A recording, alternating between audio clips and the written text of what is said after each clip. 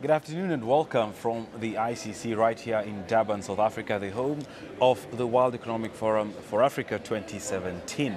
We are just about to jump into a very important conversation about addressing the infrastructure gaps in the continent and looking at exactly how do we achieve this. As we all agreed in many conversations before, is that infrastructure has the ability to connect cities, to leapfrog African economies into the future that we do want to see. But therein lies gaps that we might address, and we will try to do that in the next half hour. Joining me this afternoon to address this very important topic is Tommy Stridham, who is the Managing Director for Inyasi Group. Also, we have next to him Jeffrey White, Chief Executive Officer for Africa at Agility. Ashish Thakur, who is the founder for the Mara Group.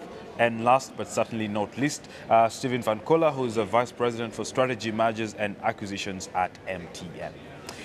Gentlemen, welcome to this conversation. Such a pity we do not have a lady. I have to put that out as we begin. But all other panels have had women, so we are not doing too badly off. But we promise next conversations we'll try to have a woman on this. Gentlemen, we've looked at the conversation of infrastructure and the role that it plays in Africa. I'd like to start with Ashish. When we talk about investability, just picking up from the conversations we had in the morning, we all seem to agree of how important infrastructure is. We all seem to agree that there is need for increased investment. Our governments have had a lot of pronouncements from the top saying this is where we need to go, but we still see a lot of gaps. As your opening remarks, kindly address this infrastructure gaps and where do you see as the biggest challenge on the continent? Thank you, Bonnie. It's great to be back. I think it is very, very important that this is addressed on a holistic level. So I think there's a few different elements which come into play. I think we need to see, on a country-by-country basis, we're seeing quite a bit of progress on governments really trying to put in the right frameworks in order for it to happen. Right. What we're lacking is the financing mechanisms are still lacking. We still need a lot more work on that on a collaborative level. Right. There's a lot of isolated work going on across the continent, but we need a lot more collaborative effort. The second thing is I can see huge potential in cross-border infrastructure projects, which still have not been able to take place. And I think we have a lot of regional integration programs going on across the continent, but we need those to be a lot more effective on this kind of stuff. I'm very excited about people like the Africa Development Bank who are working quite vigorously on larger projects which are cross-border, which cross-finance, and that's what we need to see a lot more of, right? But there's definitely a huge gap, and I think that's what presents a huge opportunity in terms of investment.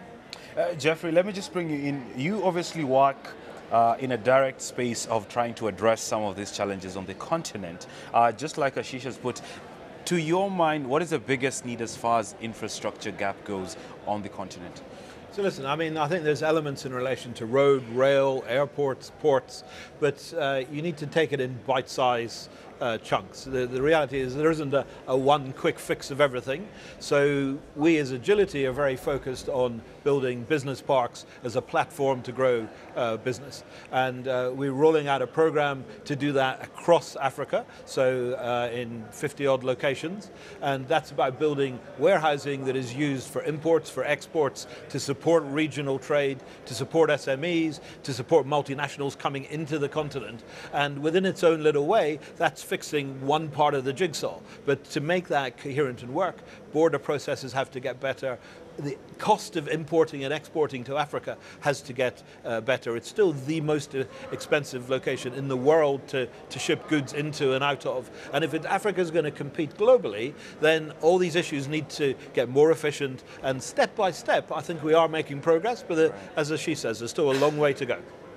Tommy, he's just brought in the whole aspect of cost and the fact that an infrastructure gap has a direct correlation to the cost of doing business. What's the experience in the field in which you operate? Yeah, I think the cost is definitely related. Africa is obviously a little bit more expensive than most other countries to work in, and especially different countries. I think there's definitely a huge gap for legislation to be put in place, so that the cross-border, that you get things like one-stop borders, and that, for instance, between South Africa and Mozambique, we know that in Nelson Mandela's time, he's actually signed a one-stop border order for the Komati Poort border, and still hasn't been implemented. So once those kind of things get implemented, it will actually become much easier to do business all over Africa as well, and actually bring the cost down as well substantially of projects. Right. So we've looked at cost, we looked at cross-border and access. Stephen, what stands in the way, and what is the biggest gap as far as infrastructure goes on the continent for you?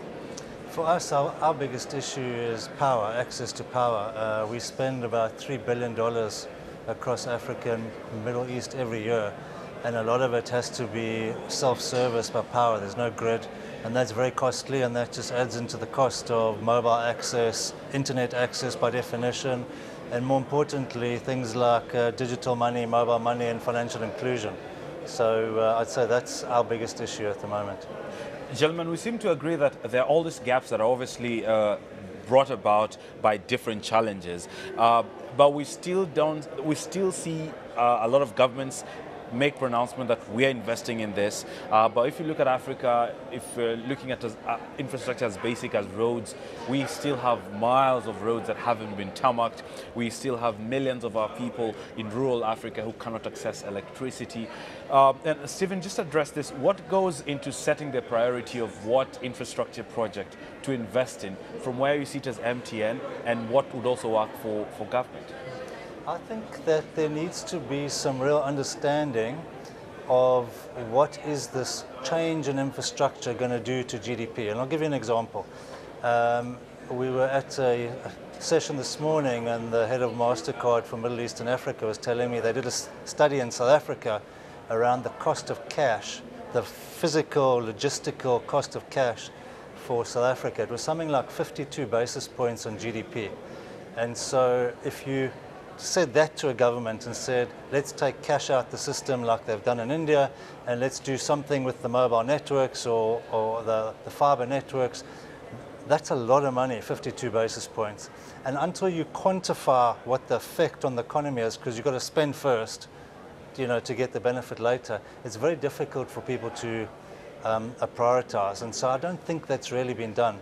Give you another example where I still haven't got an answer. We've been having this conversation for probably 2 years or 3 years at WEF, is I still see a lot of African countries wanting to build huge power stations and huge transmission networks, but you don't need to. Why don't you just do microgridding?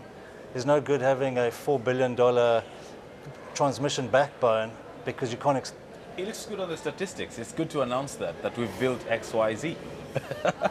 Agreed, but I think one needs to be more practical. We did a whole piece of research around how you finance microgridding in Africa, and the biggest problem we faced was regulation didn't allow it.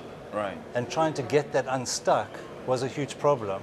And microgridding today, the technology is there to do 10 megawatt units in small parts of the country. You don't have to connect it to a very expensive transmission grid today. Right. Allow people to sell back into the grid through solar, et cetera, et cetera. I mean, there's so many options, but one has to quantify the benefit first, and then you see people move that way. Right. And anyone can jump in on this one. I mean, we're trying to address how then, what would be the best way for Africa to prioritize this? Because obviously it is a need. We've had a lot of policymakers, leaders both in private sector and government agree that we need to put money in infrastructure, but we simply aren't doing that. Tommy, what would you propose or recommend as the best way in terms of just setting priority for infrastructure? I think it's important that government starts connecting with the private sector. We are able to help them. We've got the expertise. We are able to get the financing. We're actually able to help them with a full turnkey solution to these infrastructure problems. The problem is that there's no legislation in place. You want private-public partnership projects to get off the ground. Yesterday we were in a session with... So there's no legislation or incentive. Which one is it? Well, in most countries there's no legislation in place. You actually get projects where the governments ask for PPP projects. You actually take it to a certain step and you hit a wall. where you then find that there's actually no legislation in place, and the legislation then has to be created and actually has to go through Parliament, which then causes a huge delay. Once you can start getting all those things resolved, you'll actually be able to go forward, and you'll actually be able to get private investors into Africa as well. Yeah, Ashish, you want to jump in? Yeah, if I can just, I mean, I think there's two things, Bonnie, that we need to kind of take a step back on, right? I think firstly, it's not one size fits all, right? So every country has different progress in different elements of the economy. The second angle is, I think it's not about where do governments need to focus. I think if we think about where governments need to focus, if you think about how high the demand is, how big the demand is, how much we need to get done from all these angles, from power to roads to general infrastructure, to Jeffrey's point, it touches so many different areas. There's a huge demand. So I think the government's priority needs to be creating the right policy framework in order to enable private sector investment to come in a favorable manner that can create public-private partnerships that can tackle all of these, be it small projects, be it larger projects, be it cross-border, be it, inter-country, be it, I mean, there's so much to be done that we need to, we can't kind of go into a prescription of this is what they need to do. They should not prioritize roads, they should prioritize power. I think they need to prioritize everything, but this is where the private sector can play such a massive role if they create the right framework for investors to come into. That's the key thing. Right. Let's go back to just the point Tommy made about that PPP. Everyone has been prescribing that as the cure for Africa, that private sector needs to talk to government. But Tommy's bringing a point where there is need for that conversation, but is there a framework in which this conversation can happen? And that's why I was bringing the point. Is it incentive? Is it policy? What is it that is not holding this whole idea of PPP together? Jeffrey, you want to take that? So I think there's an execution element, as so often in doing projects in Africa. So when you speak to ministers and people, everybody understands what they want to do, and then it gets lost in the bureaucracy in the process. So if you do a comparison of major capex projects in Africa compared to other locations in the world, other locations in the world are doing it in 1 or 2 years to do a major project. Africa takes 10. Now, I think where the FDIs and the institutions like the Africa Development Bank and the AFC and people can get involved is more templating and enabling those processes to move quicker. I also believe that we need to talk more about the positive steps that have been taken. Everybody's a bit inclined to be incredibly negative about the infrastructure gap. There's actually been quite a lot achieved, and when you look at the WEF statistics, there's been quite good progress. And if we can talk more about the progress that has been achieved, then that acts as a stimulus. Success breeds success. So you then get other people saying, actually, it worked in Rwanda, why can't it work here? And people buy into the process quicker. Is a success story enough to get you through the door and say, hey, this worked in Rwanda, I want to do this? Or what more will it take to get private sector players like yourselves to partner with the government and say, hey, this is a good project, I think it will benefit the people, whether you're a social entrepreneur or not, and you want to put your money down? What will it take for it to attract private sector interest? So I think there is huge private sector interest. If I look at our global customers, and we're a global company, if I look at our global customers, I think if you spoke to them 5 years ago, 10 years ago, Africa wasn't on their radar at all. Now it's practically impossible to find a company that hasn't got a plan to go to Africa. So people want to invest in the continent, people want to come and do business there. Their challenge is, how do you actually execute? How do you get the business, the PPP, etc., up and running? Where do you find the resources, human and the interaction to actually implement and execute the project? Right. Stephen, you want to jump in? Anyone on that before we move on? I think for me, just from having been a banker for 20 years, unless you create certainty, infrastructure projects by definition generally have a long payback time. And unless you create that certainty, people aren't going to put the capital in unless they know there's some framework certainty. And you can see just in South Africa, the whole RPP program, I mean, that started a long time ago. It took nearly 6 or 7 years to get off the ground, but now it's really accelerated, and people are seeing it as sort of a poster child. And we spoke about this this last year, you can almost cut and paste that into, different countries, but somehow we don't do that. We go and reinvent the whole wheel and we carry on. And so you get into, these long lead periods for stuff, but this has happened all over the world. There are templates and we should be using them, and governments should be using them. I should have some confidence around them. But I do agree, there's lots of money out there. They just need certainty so that you can execute on a term basis. So let's address that issue of the money that is hanging out there. I mean, is it the bankability of the project? Is it, what exactly, I see you shaking your head, what exactly is it? Because we all agree there's a lot of money, regardless of the economy across Africa. If you look at it, there's a lot of money out there, but how do we get this money to the projects that badly need it? I think Stephen touched on it, which is I think it's the entire packaging, right? So it's the incentives. When you're doing a PPP, it's going to be the incentives, it's going to be the long-term stability, it's putting the insurance wrapper around it, it's getting DFIs in to de-risk it to an extent, and then it's creating it in a way where you can attract global pension funds and institutional capital to it. There is plenty of capital out there that wants to come into Africa. Because pension firms never even want to look at partnerships with government. Everywhere I go and every conversation about partnering with government, everyone says, we have a lot of money in Africa in pension firms. If you look at South Africa, Nigeria, Kenya. But how do you get this money on the table? But this is where, Bonnie, I think that's why the public-private partnership, we're not telling them to invest in public-driven businesses or bonds, etc.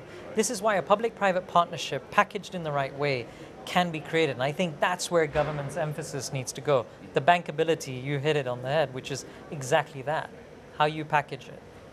Right. Tell me on it. It might also be training. Not only for the private sector, but actually for the public sector as well, to train the people to see that this is critical for the survival and for the economic growth of that country, and maybe training the civil servants so that they can fast track this whole legislation as well as the whole process as well. Right. You've mentioned training, and it brought to mind an issue that I wanted to bring even as we shift gears a little bit, is that we do all agree that there are fantastic plans across the different economies in regards to infrastructure, but we do not have the staying power to say, hey, we wanted to do this and we've actually stuck through. People have said, well, the private sector, that's not our job to do, that's the government. But it seems like every time we say that's the government's job, it always fails. Is there a role in the private sector in pushing through, in nudging the government, or whoever policymaker of the day may be, towards sticking through to some of these policies? Anyone can take that. I think it's clear that, we're all private sector individuals. The reality is that you have to hold government's hand, you have to work very closely with them, you have to build their confidence that they're making the right decision, particularly if you're doing something that they haven't done before. Right. And I think that goes back to the more we can come up with case studies and templates where it's been successful elsewhere, it builds that level of confidence for governments to commit that actually we can do that as well. And it makes it much clearer that the path to the end of the project is actually achievable. Let's talk about those case studies, because Stephen, I know you're very big on data, and let's just jump in a little bit on that and revisit the question of, has our decision making been based on tangible things? Because you mentioned we need to tell some of these positive stories. There's a lot of ground we've already covered on the continent as far as infrastructural development goes. But then do we have structures within our policy making frameworks that will get data and translate it into what should be? Do our policymakers understand the value of the projects in which they're putting their money in? In my opinion, they do. And I think we've got to give more credit to governments. Quite a few of our governments across the continent, they have been very receptive to private sector's suggestions. And in some cases, it's not even giving them case studies of something that has worked outside. Mobile money is a great example. Right. Stephen touched on it, that India is becoming cashless as an entire country. But that started in Kenya. And that's because the regulator enabled it. The Indian regulator did not enable it in the beginning because it was too risky. And our government took a chance and actually, handheld the private sector player to actually get that to work. And then it became a phenomenon. So similarly, our governments are extremely receptive to good ideas that will actually fast-track growth and make things happen. But you've got to be credible at the same time. So there has to be that win-win. But that is an encouraging factor, Bonnie, that the fact that our governments are very receptive. To Jeffrey summed it up perfectly, which is private sector has to handle. We can't expect them to crunch data and come up with the analysis. If we as private sector members go there and having crunched data and package it for them, I think they're very receptive. Right. Tell me, Yona. Yeah, you know, Inyati is a Swaziland company, and we actually see that in the working there. You know, we work very closely with government on projects, infrastructure projects, helping them identify other projects, the other companies in Swaziland as well, and also private sector companies.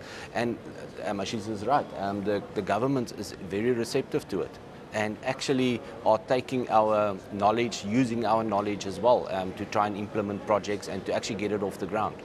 How then do we nurture this? Because we've clearly painted a picture of a relationship that needs to exist for both parties to be comfortable enough to commit to some of these things. How do we, I mean, it has worked in different markets, like you've just mentioned, but how then do we make that a norm and not just a one-off? How do we create that? I also think that an essential component to the success of this is actually joined up infrastructure. So there's no point building a port if it's not got the railways and the systems and the customs efficiencies and everything holistically. And too many projects in Africa are one-off standalone projects that seem a great idea and are put forward. What it needs is joined up coherent thinking saying, great, goods are going from origin to the consumer, and you actually have to look at that whole chain right the way through, whether it's going to be on e-commerce, e-fulfillment, final mile delivery, how the payment systems are going to work, how the flow of funds are going to work, how the infrastructure is going to handle it at each stage,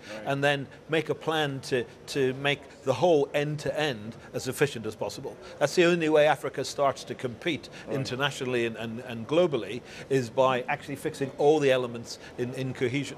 Let's talk a little bit about that interoperability of different projects, because like we all agree on how it looks like on the continent, we have many silos of good stories that are happening unrelated, and there's concern, I mean, in the region, East Africa, for example, why would you need a refinery in Uganda and another in Kenya and Tanzania? So what does it take to get that sort of cohesion, that sort of interoperability between the sectors that will interdepend on each other once you've set up this infrastructure? Anyone can take that. Stephen, you've been awfully quiet. Yeah, I think, you know, from where I sit, the example of the South African white paper from the communications department, I think is a great example. They came out and said, this is what we want. We want open access. Here's a suggestion. And they got all the industry players together and said, okay, tell us what the problems are. Why won't this work? Because this is what we want the outcome to be. And if you don't think it's going to work, come back with another suggestion. And so they've come up with a wholesale model that's actually underpinned by the private sector, but creates open access. And it's still going through processes, but you've got a situation now where the private sector gets their spectrum. The government gets wholesale spectrum allocated for open access, but actually 30% of the revenue is going to be underpinned by the incumbents. Suddenly you've got a very different model, and I think this goes back to these debates and discussions that have to happen.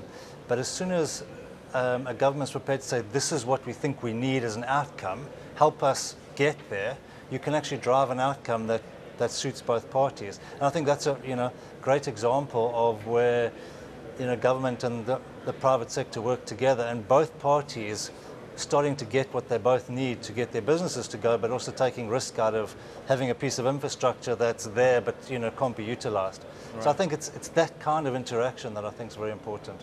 Right. Let's just address the issue of social entrepreneurs for a moment, because they're increasingly playing a very important role as far as bridging some of these gaps, as far as optimizing the infrastructure that we do already have.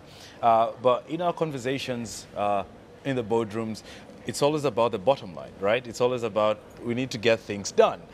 How do we expand the space for some of these conversations where it's not so much about what comes in into your bank accounts, but so much more about what you give out?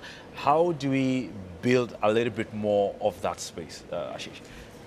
Yeah, no, I mean, I think we touched on this earlier as well. The inclusive growth story is so critical that everything needs to be in an inclusive manner in terms of how we look at the bigger picture. I think, on the flip side, for social entrepreneurs and generally young and, women entrepreneurs and SMEs, etc., I think the lack of infrastructure sometimes presents some opportunities. I think when in my early days, when we, as Mara, we set up a packaging plant in Uganda, and we were competing with the Europeans and the Brazilians. And the only reason we were able to do that because it was high volume but low value. So the fact that logistics was so expensive to bring in country gave us the ability to actually put up a manufacturing plant and compete with them, right? So, these kind of things present these kind of opportunities as well for SMEs. But I think the whole inclusive angle needs to be factored in. And there's a lot of renewable stuff going on across the continent. There's a lot of off-grid projects which are happening across the continent, which is very exciting too. But I don't think that's the only solution. I think we need to, obviously, like I said, the coal and gas side of things have to still be explored just because of the sheer requirement. Right. Gentlemen, we will just pick that bit of conversation from that point, but I'd like us to take a quick break because, yeah, this is live TV and we need to pay bills. But if you've just joined us, we're looking at the question of building Africa and trying to address the infrastructure gaps thereof. For the first half hour, we've been looking at what are some of the challenges that stand in the way of prioritization, partnerships between government and private sector. And in the next bit, after the break, we'll try to look at what are the solutions that we can march forward with. Stay tuned.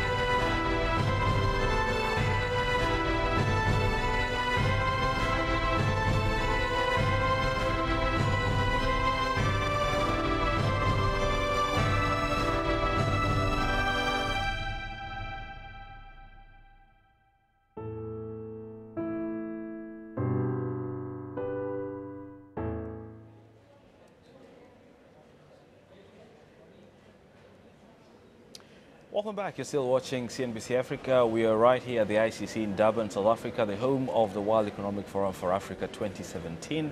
And we've spent the past half hour interrogating the question of infrastructure gaps in Africa as we try to build Africa. The next few moments, we'll try to look at what are the best practices that we can learn from some of the corporates and private sector players that are in this space, even as we try to drive Africa.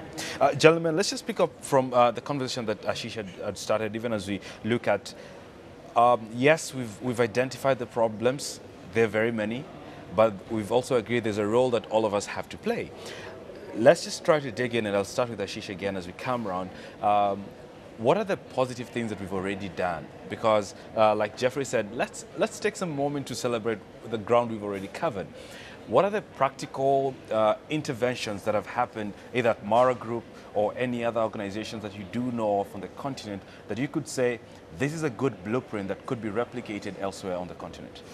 No, thanks, Bonnie. I mean, one of the key things that we talked about earlier was, bringing in external capital and the right structure, the right package for external capital to come in. There's a lot of money out there, but we need to create the right vehicles. So we're very excited that we've partnered with GE to create a Africa infrastructure investment vehicle called Lionworks Capital, which is doing exactly that, where we're kind of getting together, putting up an Africa infrastructure fund, which is going to be focused on infrastructure, and majority of that will go towards power, but creating the right investment vehicle where you can bring in a lot of global capital and create the right type of pool. So I think creating the right investment vehicles is absolutely one element. The kind of deals that we're seeing, you're seeing that governments have been very, very responsive in terms of creating the right packages as well. So that's been a very positive sign as well.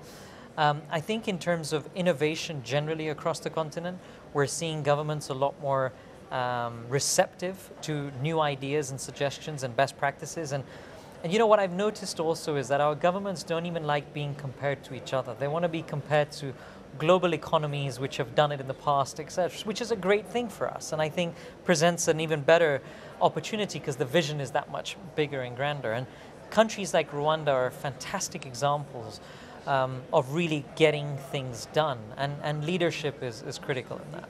Great. Let's say from Stephen, I like the fact that there are practical examples, and this is not super developed countries. We're looking at countries like Rwanda, where it's easy for any other African country to benchmark on. But Stephen, from where you see it, are there practical examples that you could say, hey, this is a good relationship that was formed between either government or private sector, or these are good interventions that that can be replicated elsewhere?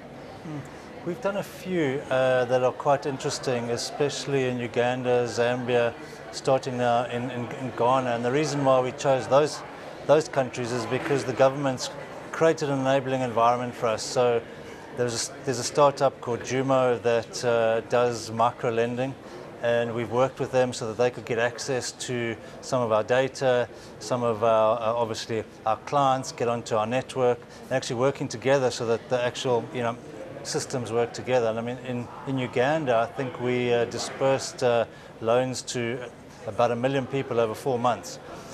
Small amounts of money can't be done by general lending.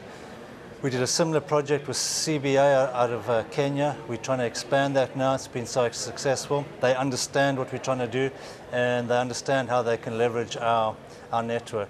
There's other things that I think are more sort of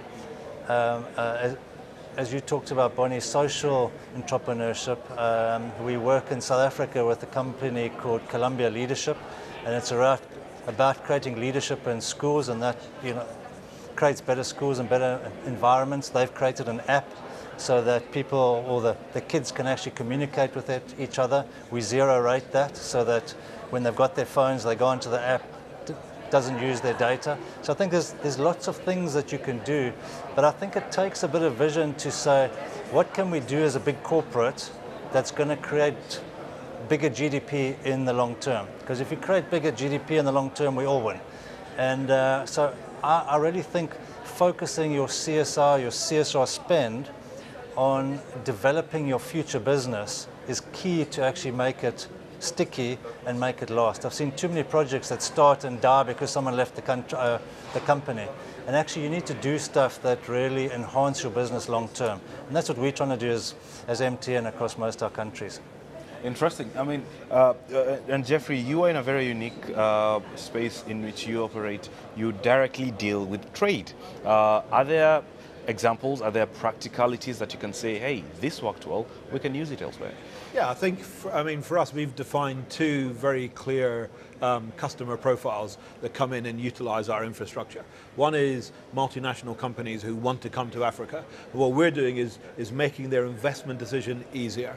So instead of them having to come and build infrastructure, we've developed the infrastructure, we've funded it, and it's the same caliber as the infrastructure we have in Singapore, in New York, in Beijing, here in South Africa, across the continent.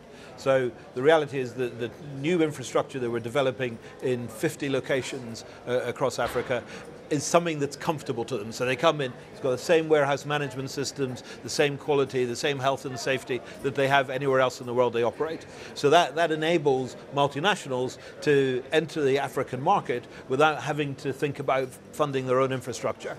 So an example, a company that just came into Ghana had a business plan that was $4.5 million to come into the Ghanaian marketplace. They were able to come in and change their business plan to an investment of $500,000. So that reduces their risk. It makes it much easier for them to access the market and make that decision and access more markets for the same investment. Likewise, the other end of the spectrum is we're facilitating the infrastructure for SMEs to be able to grow and develop. So again, in Ghana, a good example is an agricultural consolidation that packaged and processed agricultural produce in Ghana. They could never get international business because whenever the big retailers came to see them, they didn't have a decent premises. Right. There's an interesting interesting add-on to that. They had been to arrange to borrow the funds to develop their own infrastructure. They've been offered it by a South African bank in local currency at 29% interest. So that was a non-starter from a commercial perspective. They've now paid 3 months deposit under our SME program. They're in a fantastic international standard warehouse, and having paid 3 months deposit without a heavy balance sheet, without huge financial commitments, they've got a dialogue going with retailers in the US, retailers in Europe, who are saying, we'll now buy, from never dealing with them at all, are now saying, we'll buy everything you produce. So they've got a whole new problem, which is they're looking for investors to give them equity to fund their working capital. But I think just by building that infrastructure platform, you're enabling just the growth of trade and hence driving GDP, which, as you say, is the fundamentals to prosperity. Interesting. Let me just bring in Tommy. And Tommy, obviously expansion is a sign that business is good and business is doing well.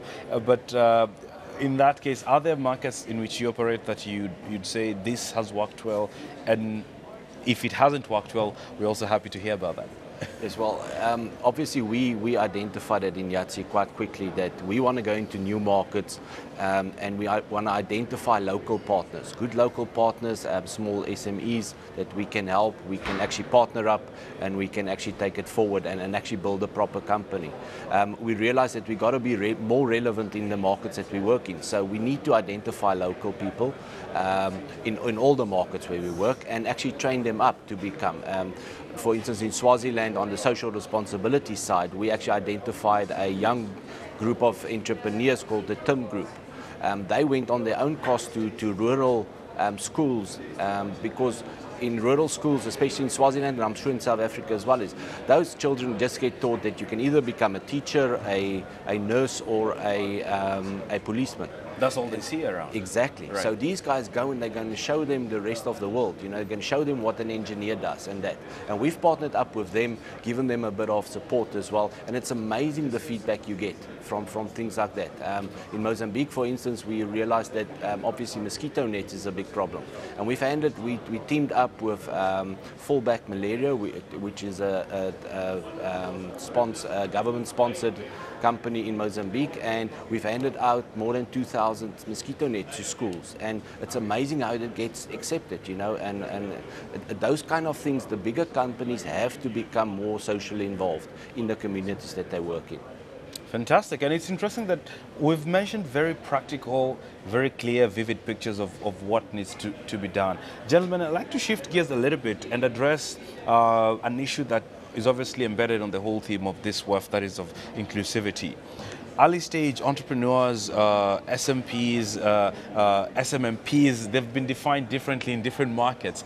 But I'm talking about the small time investors who are playing a critical role in terms of offering employment, in terms of bridging very specific gaps of the economy. They often are left behind. We've laid the infrastructure, we've had multinational companies that have set up, but then we have local home-based companies that always lag behind. How then do we include them in the bandwagon and ride together? Anyone can take that. So again, I think there's some very strong success stories. You look at Dewey Industries, Mohammed Industries in Tanzania. That's local brands that compete with multinational brands and has been incredibly successful. So I think there is, from an SME perspective, the market is wide open. If you look at the latest McKinsey report, they're projecting that by far the biggest driver of economic growth on the continent is going to be the SME sector, and we're very aligned with supporting that growth. And I think what you're seeing is they actually react quicker, understand markets better, and are able to get involved in the culture of their markets probably better than multinationals. And multinationals, but do they have a level playing field? I mean, look at independent power producers anywhere on the continent. The complaint is the same. They do not have a level playing field with the main grid suppliers. How then do we improve this? Because there are SMEs across sectors who will always complain that we do not have our place at the table.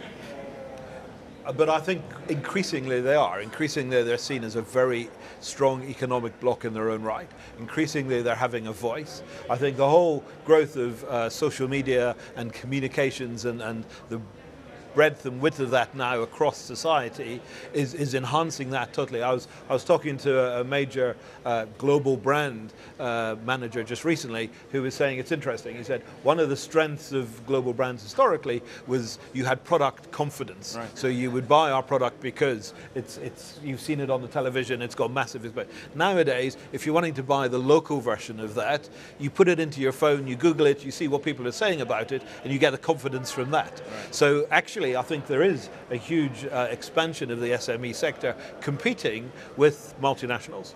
Interesting. Ashish? Yeah, I mean, you know, when SMEs, I mean, we all know it and we're all passionate about it, that the fact that they are the answer to our job creation situation on the continent. I mean, the answer to unemployment is really nurturing SMEs in the right way. And I think there's three pillars, and which is what we as Mara Foundation really focus on, which is there's the informal education, which is the whole mentorship piece, which is why we created Mara Mentor. The second piece is access to capital. Banks need to lend more to businesses. And thirdly, it's the whole public policy angle. So we launched our inaugural, the AJT Global Entrepreneurship Index, right, which ranked 85 countries around the world according to how entrepreneurially friendly they are towards SMEs, young entrepreneurs, and women entrepreneurs. And we gave tangible recommendations on pillars that what needs to be done in order to improve. What was phenomenal was that 3 countries out of the 85 globally, so it wasn't an African index, it was a global index. 3 countries out of the 85 actually proactively pursued us to say, can we please have a workshop? Can we do a deeper dive? Can we actually implement changes? And those 3 are the UAE, Ghana, and Rwanda, which was quite amazing, that these countries actually want to proactively engage and find a solution. So I think it's a combination of informal education, access to capital, and then the right public policy in order for SMEs to really, really succeed. Let's talk about the skills thereof, because that's also a big need in terms of, yes, we are trying to lay systems for these people, but do they have the requisite skill to take Africa to the next level that it needs to go? Are the people who are driving these organizations well equipped for the work that they do? I think they are. I mean, when these SMEs are creating, the innovation's very high, which is why one of the pillars in the index is, you know, we talk about innovation, but at the same time, IP laws aren't tight enough in a lot of our countries. So what's the point of having innovation if they can't protect their innovation, right? So, but I think the SMEs on the continent, especially the youth, are very, very innovative in terms of the life that they live and how can they create solutions that will impact them and everybody around them. And that you can't bring in from Silicon Valley, which is why this whole notion, I've said it before, which is, you know, I'm not excited about bringing Silicon Valley to Africa. I'm excited about taking Africa to Silicon Valley, because I truly do believe that we're going to come up with a lot of innovation on our continent that can truly work globally. And we've seen it in the past in a few examples, but hopefully we'll have quite a few more success stories soon. Right. Stephen, how do we get these entrepreneurs in this space? We've identified those gaps, but they also have a role to play. In the work that you do at MTN, what is your experience first dealing with early stage entrepreneurs, and how do you ensure that they're part of this journey? So 2 things. I'd just like to just echo what Ashish said, is I agree with him totally. I always try and explain to developing countries that entrepreneurship in Africa is about survival. It's got a totally different meaning to it, and that's why you get, I think, what we're seeing in places like Kenya, Ghana, amazing stuff coming out of there. And we've seen it in my past life where we ran an accelerator across Africa. It's amazing what's coming out. The biggest issue is, yes, you do need to take it to Silicon Valley, because the locals understand the local needs, and you have to work with them locally. And also remember, they're trying to solve a local problem first, not a global problem. And so what we're trying to do is, first of all, we do have a startup fund that we manage, but what we're trying to do is go a step forward now and say, how do we help people access our assets, our systems, in a way that enhances our business for our clients?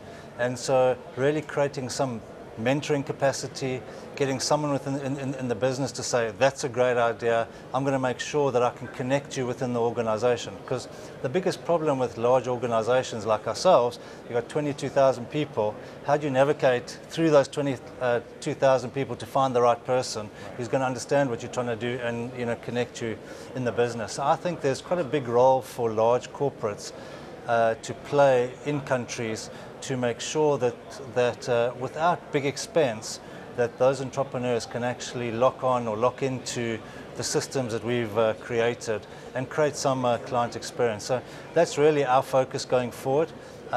We've seen just so much development on the continent with people coming with great ideas, but we've got the scale and we're trying to give them access to that scale. And some will survive, some won't, but I mean that's the real world. Right, let's just hear from Tommy. Tommy, how do you include early stage entrepreneurs in this conversation?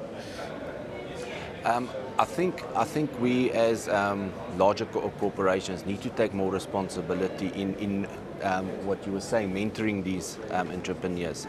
There's a huge scope, especially in construction where we work, actually to mentor these guys. There's many things that has to happen. There's carpentry, there's all those kind of trades that we can actually bring in, where small guys can start as a one-man business. They can grow, we can help them with the systems, but it does become that each corporation has to decide to actually get a passion to actually get this going and take that responsibility to look after those entrepreneurs and actually mentor them through the process and that. Interesting. And gentlemen, as we just bring this tour up because our time is out, I'd like to give each of us a chance to just give your closing comments. We've talked about a myriad of issues today, with obviously a special focus on the infrastructure gap, but we've realized there are a few other issues that are isolated or interconnected that still play a role as far as optimizing infrastructure. I'd like to start from Steve coming down.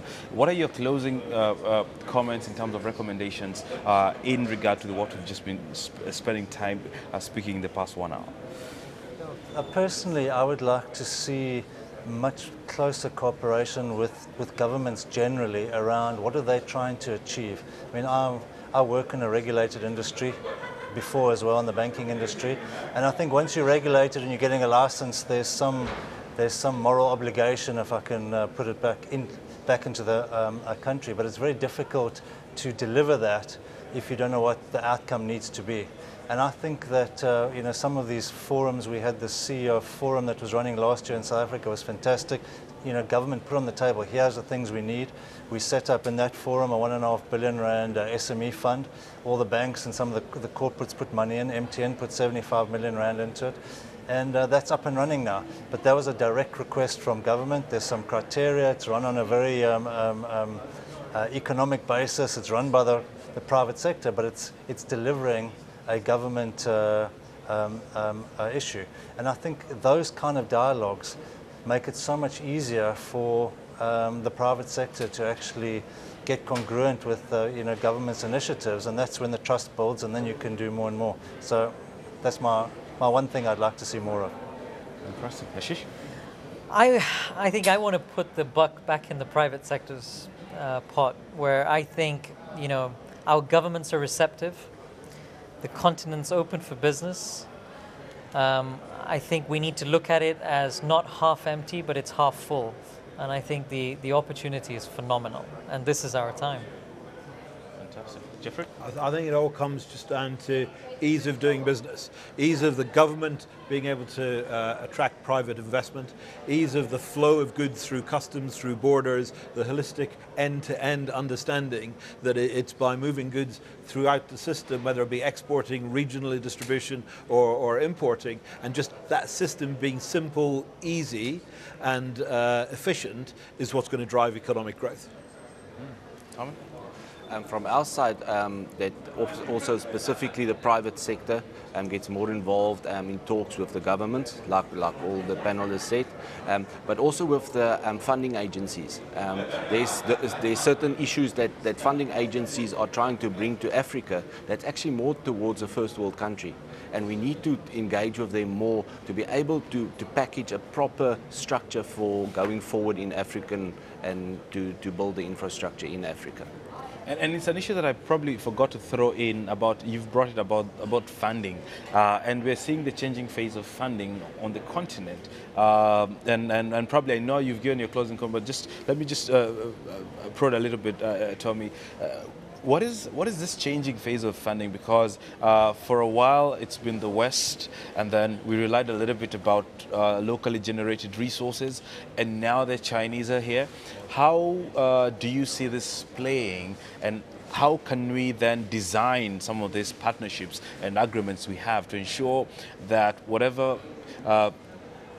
partners are coming in the space of funding are actually aligning to some of the things that we're trying to lay on the ground for the continent? I think that's extremely important.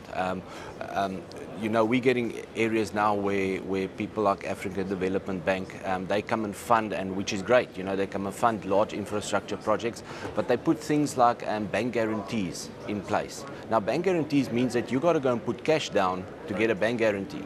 Now, in Africa, where governments don't usually pay on time, any construction company, exactly. But we manage it according to that. It's never going to change, and it's never changed in the past. So we manage it according to that. The problem is that everybody, you run a very tight ship on your cash flows, especially in a construction company.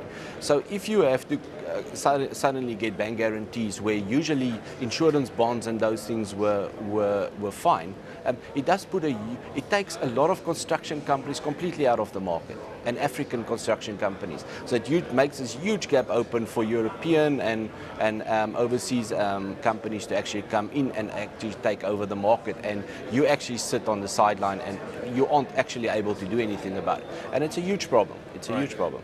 Interesting. Anyone wants to jump in on that whole funding conversation before we wrap up? I think just on a macro basis, the funding's being driven by traditional developed markets are all slowing down.